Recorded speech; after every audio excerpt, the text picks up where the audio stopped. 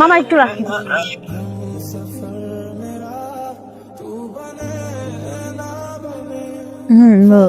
তুই এখনো ঘুমাচ্ছিস? এদিকে খবর কিছু জানিস? কিসের খবর? পুরা এলাকা তো ছবি সহ পোস্টার ভরে গিয়েছে। অপু নামে একটা ছেলে আর ওর বন্ধুরা এখানে আড্ডা দেয়, চেনেন আপনাদের?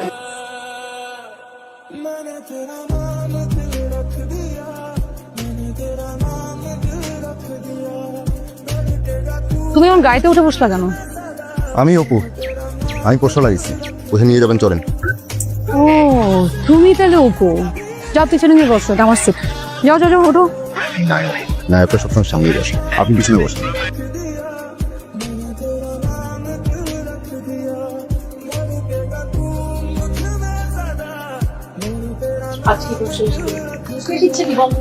আমার জীবনে ইচ্ছা একটাই, যাকে আমি ভালোবাসবো তাকে আমি বিয়ে করবো, তারপর সংসার করবো, তারপর 2000 বাচ্চা ফোটাবো। কিন্তু এই ইচ্ছা তো আপনি পূরণ করতে পারবেন। এই ইচ্ছা পূরণ করতে হলে আপনাকে আমাকে বিয়ে করতে হবে। এই যে একটা তার ছিল আমার লোক, আপনি কথা পেয়ে পারবেন না, তাই আমার কাছে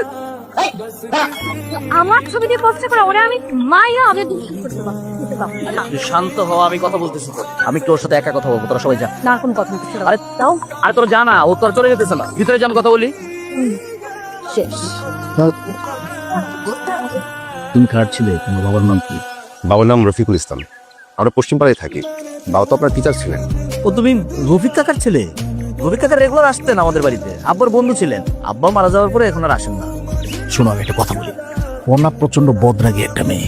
আমি যদি সময় মতো না আসতাম, এটা দিয়া তোমার মাথায় গুলি করে দেওয়ার জন্য কোনো ব্যাপারই না। না না ভাইয়া, আপনি যতটা বলছেন ততটা বদমেজাজি না। ও খুব ভালো, রাগ একটু বেশি, আর মেয়ে মানুষদের রাগ একটু বেশি থাকে। বাহ, তুমি কি করতেছো? আমি তো বিসিএস এর প্রস্তুতি নিচ্ছি। বাহ, খুবই ভালো। পোস্টারগুলো একটু ওঠানোর ব্যবস্থা করো, আর যাওয়ার সময় কোনাকে একটু সরি বলে দিও।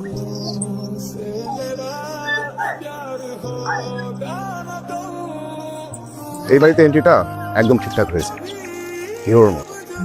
আর একটা বিষয় বুঝি, ছেলে পেলেরা কি বুঝে আপনার দিকে তাকায়, এতে ফুসে লাভ নেই। শোনেন, আমাদের এলাকার পুরী দোকানে আপনি যেতে বেশি সুন্দর। কি করলো এটা? আমি ওই পোলাটারে ধরে নিয়ে আসলাম, তুমি ছেড়ে দিছো?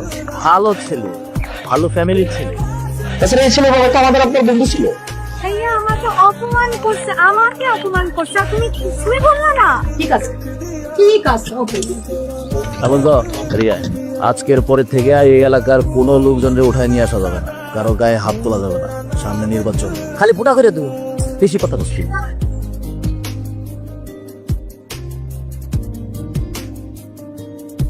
কি এভাবে আর কতদিন? আর বেশি দিন না, আর অল্প কিছুদিন।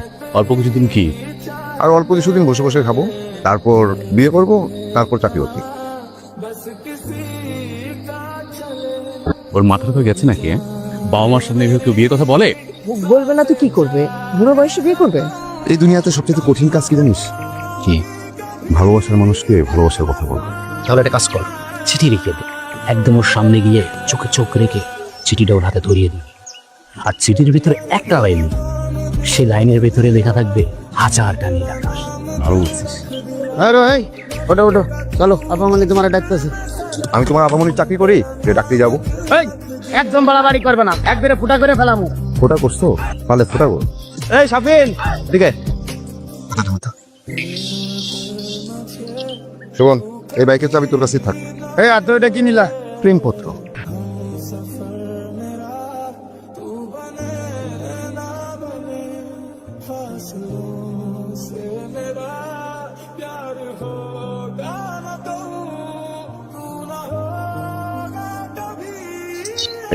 এরকম ঠুসঠাস ডাকবেন না, ভয় লাগে।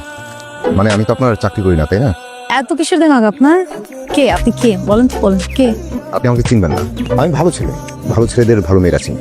আপনি? কি চান মানে পায়ে পাড়া দিবেন, তারপর আমার সাথে ঝগড়া করবেন, তারপর আমার সাথে? আমি মোটেও পায়ে পাড়া দিয়ে ঝগড়া করছি না। আপনার দিকে তাকানোর কারণে একজনকে নিয়ে গাছে ঝুলিয়ে ফেলবেন, এটা কেমন কথা? আমার যা ইচ্ছা আমি তাই করব। আমার কোনো সমস্যা নেই, আমি আবার পোস্টার ছাপাবো, আমারও যা ইচ্ছে তাই করবো। আপনি কিন্তু এখন বাড়াবাড়ি করতেছেন, এটার রেজাল্ট কিন্তু কোনোভাবে ভালো হবে না, আমি সেটা বলে দিচ্ছি আপনাকে। আমি একদম বাড়াবাড়ি করছি না, আসলে আপনার সাথে কথা বলার খুব একটা ইচ্ছা আমার নাই। দাঁড়ান, দাঁড়ান বলছি, দাঁড়ান।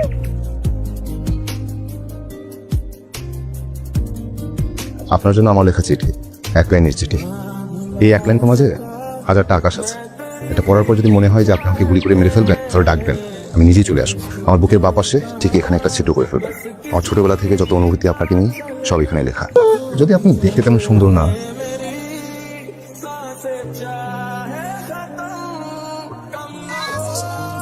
তারপর ওই ঘটনার কি ঘটলো পাইছোস? পাইছি, ধরেও নিয়ে আসছি। তোর ছেলেটা কেমন জানি অদ্ভুত, ভয় বলতে কিছুই নাই। ছেলেটার মধ্যে একটা ম্যাজিক আছে। এই জীবনে কত ছেলে তোকে ট্রাই করলো, সবাইকে গাছে ঝুলাই দি, আর এই ছেলেকে তোর ম্যাজিক মনে হচ্ছে। আসলেই মনে হচ্ছে গতকালকে মজুমাকে দিয়ে আবার ধরায় আনছি, কপালে পিস্তল ধরছি, তারপরও ভয় নাই। যাওয়ার সময় আবার একটা কথা বলে গেছে।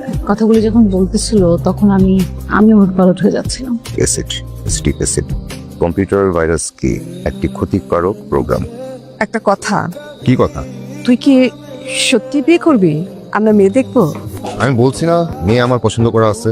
কি বলছিস সেসব তুই? হ্যাঁ, তোর আজকাল কি হয়েছে বলতো? মুখের উপর ঠুসঠাস কথা বলিস। মা, আমি এই কিছুদিন আগে সিদ্ধান্ত নিলাম ঠুসঠাস কথা বলবো। কখন কে ঠুসঠাস মারা যায় কোনো গ্যারান্টি নেই, তাই কথা ভিতরে জমায় না রাখা ঠুসঠাস বলে ফেলবো। আচ্ছা, তো ঠুসঠাস করে বলে ফেলতো। কোন মেয়ে দেখেছিস তুই? আচ্ছা, বলতে হবে না, দুধটা রেখে গেলাম, খেয়ে নিস। হ্যালো, কেমন আছেন?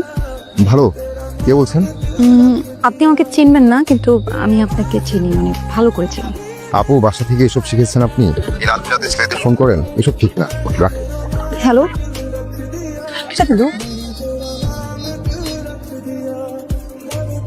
হ্যালো, আচ্ছা, আপনি যেরকম মুখের উপর লাইন কেটে দিলেন, মানে একটা মেয়ের সাথে এভাবে কথা বলে, আপনি কি কখনো ভদ্রতা শিখেননি? আপনার মতো অপরিচিত মেয়েদের আমি খুব ভালো করে চিনি। ফালতু। হ্যালো, যদি আমি গাছের উপর না ঝুলাইছি, আমার নাম কণা না। হ্যালো, আর আপনার কি সমস্যা? আপনি বারবার কেন কল কাটছেন? শুনেন, আমার বিয়ে ঠিক হয়ে আছে।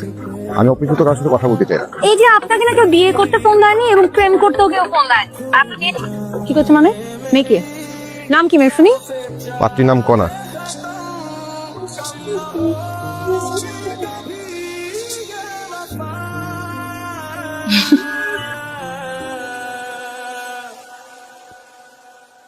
আর যদি না আসতাম?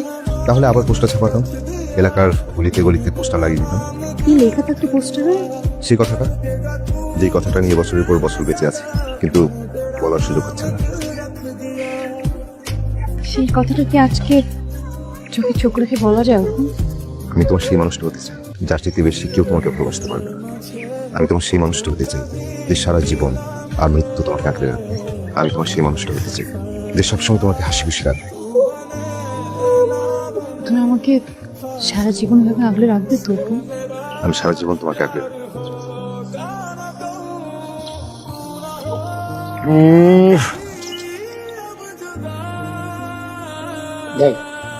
কিছু বলবি? এই দেখেন, এই যে দেখেন, বর্তমান ফেসবুকে আপনার একটা মান ইজ্জত সম্মান আছে না, সব দুলিশ সাথে যাবে না। এটা যদি ভাইরাল হয়ে যায়। এই ভিডিওটা কে করছে? আমি করছি। ডিলিট কর।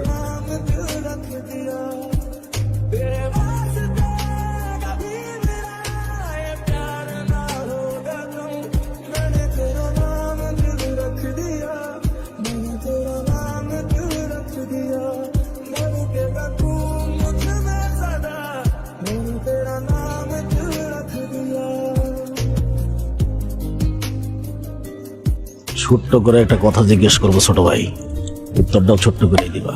উত্তর যদি মনোপুত হয়, ঘরের ছেলে ঘরে ফিরে যাবা, আর যদি উত্তর মনোপুত না হয়, তাহলে মনে হয় না ঘরে ফিরতে পারবা। কণার সাথে তোমার সম্পর্ক কি? কণাকে আমি ভালোবাসি ভাইয়া। আমি কণার সেই মানুষ ভাইয়া যার চাইতে বেশি কণাকে আর কেউ ভালোবাসতে পারবো না। আমি কণার সেই মানুষ ভাইয়া যে কণাকে সারা জীবন আমি তো আগলে রাখবো। আমি বুঝতে পেরেছি ভাইয়া, আপনি কণাকে আমাকে দিবেন না, আর আমি যদি কণাকে না পাই, এই পৃথিবীতে আমার বেঁচে থাকার কোনো প্রয়োজন নেই। এটাই দেখতে চেয়েছিলাম। মজনু, কণাকে ডেকে নিয়ে আয়, বলে দে।